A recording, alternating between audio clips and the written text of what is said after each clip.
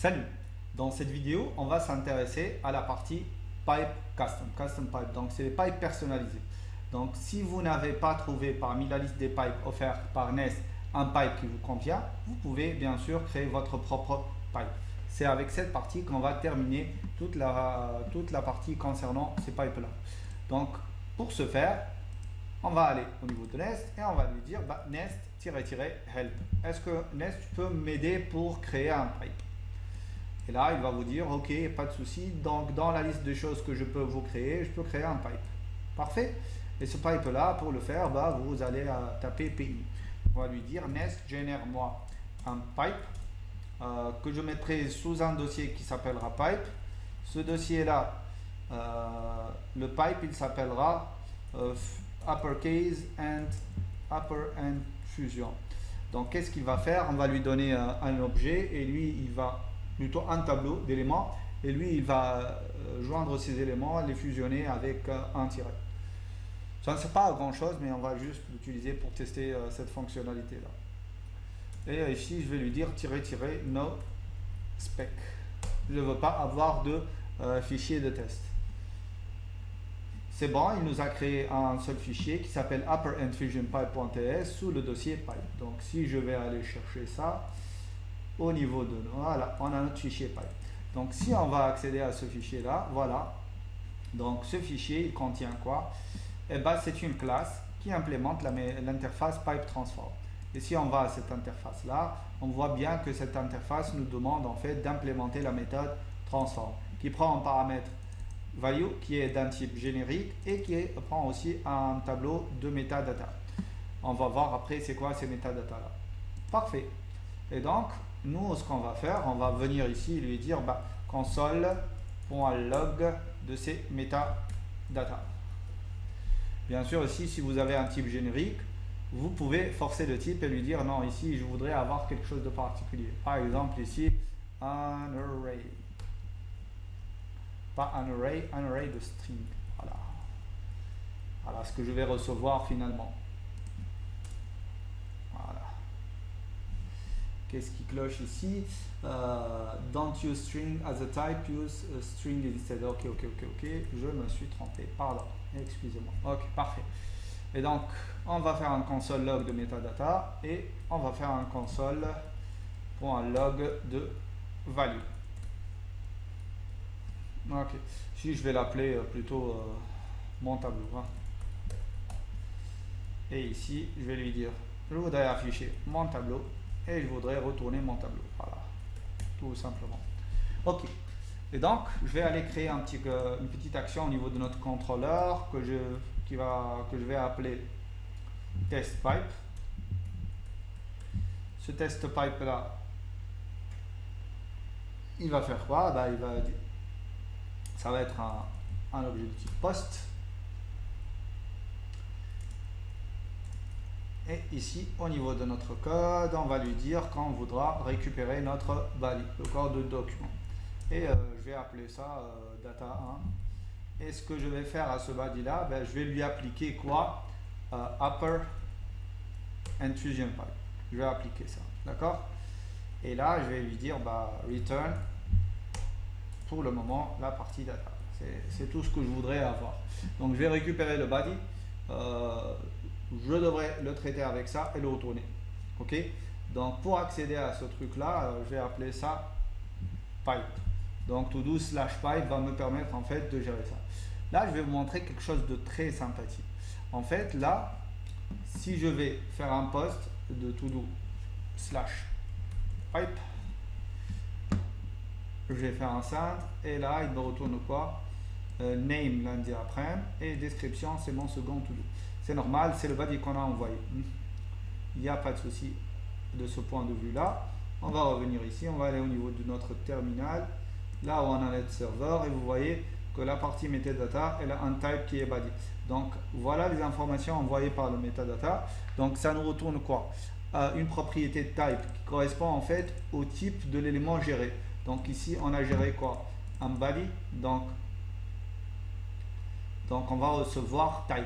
Donc si vous voudrez que votre pipe ne gère que les bodies, vous pouvez faire tout simplement un truc comme ça au niveau du Apple Fusion.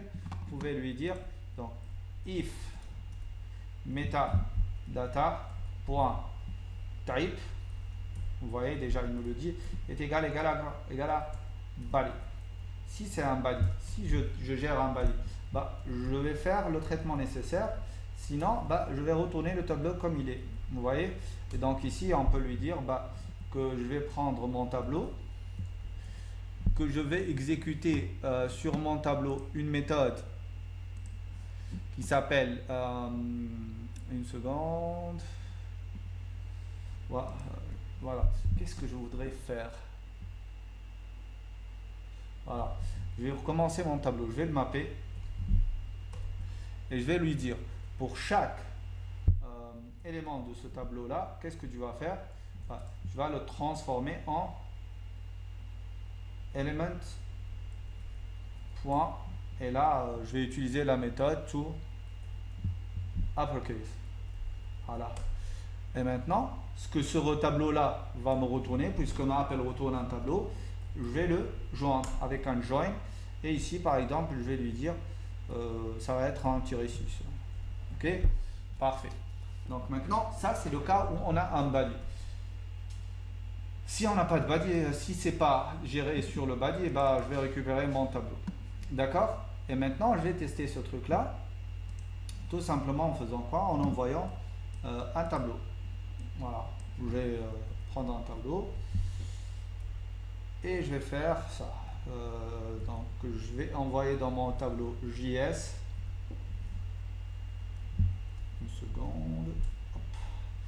JS, après je vais envoyer quoi,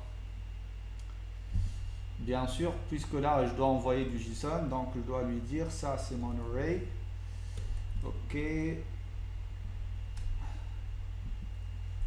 voilà, donc là c'est bon, et là la clé c'est bon. Je vais pas l'appeler array, je vais l'appeler data. Dans mon data, je vais avoir JS, je vais avoir TypeScript, je vais mettre Angular et je vais mettre Nest. Voilà. Donc nous, on va envoyer ces données-là. On va la réceptionner ici. Et ici, c'est pas mon tableau que je vais récupérer, mais plutôt mon tableau.data. Ouais. Qu'est-ce qui cloche ici? Property data does not exist on type string. Donc ici c'est de type any. Voilà. Je peux aussi lui dire que ça va être un objet avec un champ data, et ce champ data va prendre un tableau de string. Et là on est sûr que ça marche. Et là je vais l'appeler data. Non, je vais l'appeler entry. Voilà, et ici je vais lui dire bah, va prendre ce entry.data, map-le, récupère tous les éléments, et ici je vais lui dire bah, c'est entry.data, voilà, tout simplement. Et là on va voir ce qui se passe, tout simplement. Donc je vais envoyer ça, regardez ce que j'ai mon tableau, ok, ce qui est bizarre finalement. Donc je vais revoir mon code. Voilà, j'ai oublié de faire ça. Return, ce que va me retourner ce truc là. Ok, donc je vais faire un clear de ce buffer là et je vais relancer. Là je devrais avoir, vous voyez, une chaîne de caractères avec les éléments qui sont fusionnés avec un -6. Si j'envoie pas ça au niveau du body, bah il va rien faire. Si par exemple j'applique ce même truc sur une autre propriété, par exemple ici, si j'ai un ID au niveau de ma fonction, donc ici je vais lui dire, je vais avoir un param que j'appellerai data, voilà, et je vais appeler ça param data, voilà, et moi je voudrais appliquer ce upper Fusion pipe sur ça. Je ne vais plus l'appliquer ici. En fait, ce qui va se passer, c'est quoi? C'est que dès que j'entre ici, il va se rendre compte qu'on ne gère pas la partie body, mais plutôt les params. Mais là, il ne va pas marcher. va juste me retourner normalement les mêmes données que je vais lui envoyer. Donc je vais aller au niveau de mon élément et ici je vais couper ça. Je vais le garder, je vais juste retourner ce que j'avais avant parce qu'on est juste en train de tester en fait. J'aurais dû créer un nouveau, voilà, une nouvelle requête. Donc ici au niveau de data, je vais test égal test, voilà, tout simplement, et je vais envoyer 500. Pourquoi cette erreur là? Parce que tout simplement lorsqu'il a voulu convertir le type, il n'a pas trouvé ce qu'il était. Cannot read property data of undefined. Vous voyez, on peut pas.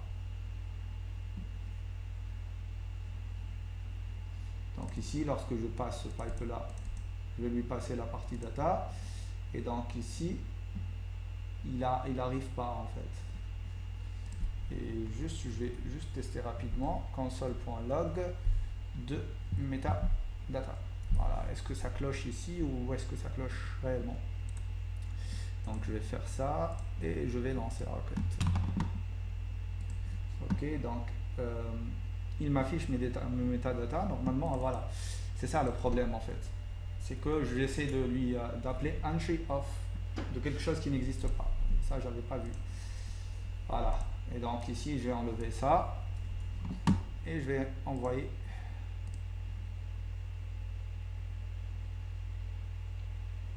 Voilà, et on récupère ce qu'on a envoyé et ça marche. Donc vous voyez comment on peut créer notre pipe personnalisé. Il suffit donc de créer une classe qui implémente pipe transform, de créer votre méthode transform. Vous avez les métadatas que vous pouvez utiliser pour gérer ce que vous avez à faire, pour tester est-ce que c'est le type que vous voulez piper, ainsi de suite. Donc voilà. Donc ce que je vais faire, c'est que je vais aller faire un git add point, que je vais faire un git commit-m pipe et que je vais faire un git push-u origin master. Et donc là, vous allez trouver toute cette partie au niveau de notre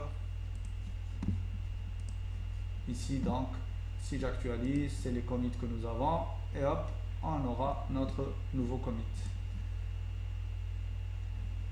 Nginest. Qu'est-ce qui cloche? Est-ce qu'il y a quelque chose avec le commit? C'est bon, la branche master. Ah, c'est technest en fait. Technest, ok. Donc je viens ici, je reviens là. Ici normal, ça c'est Angular CVTech. Je vais aller au niveau des repositories et je vais récupérer le technest. Et là, on va avoir tous les commits que nous avons fait. Voilà. Le dernier commit, il vient d'être fait, c'est la partie pipe. Parfait. Et là, on va juste cocher ça et dire que cette tâche là elle est complète. Parfait. Donc là aussi on l'a terminé et ça va dans la colonne des complete. Voilà, dans les prochaines vidéos on va entamer la partie middleware. Salut.